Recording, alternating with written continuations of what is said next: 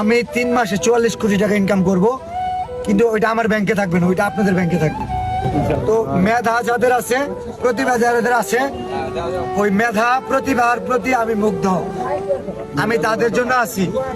আমি content creation, আমি আমার কন্টেন্ট থেকে $8 ইনকাম করার ইচ্ছা নাই। পেজ ব্যাক করলে হয়তো ভালোবাসা মানুষের জন্য কাজ করব, না হলে কেমন হয়ে যায়। কিন্তু পেজ ব্যাক না করলে আমি জিন্দগিতে অনলাইনে ব্যাক করব না।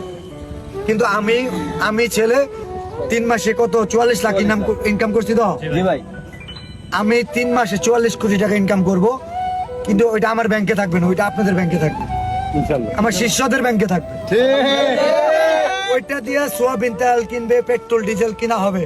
আর আমার হ্যাকার্সরাও ওই তেল ওরা বলতে পারবে আমাদের টাকা দিয়ে কিনবো, ওইটা কি আমরা কিন্তু না, ওইটা ডলার দিয়ে আসে। ওই ডলারটা আমার শিষ্যরা ইনকাম করবে ইনশাল্লাহ।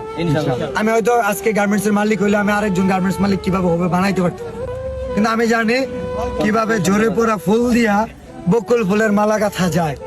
আমি গাচ্ছি, আমি এখন এই গাঁথা শিখাইতে চাই, আমি এখানে শেষ করতে চাই।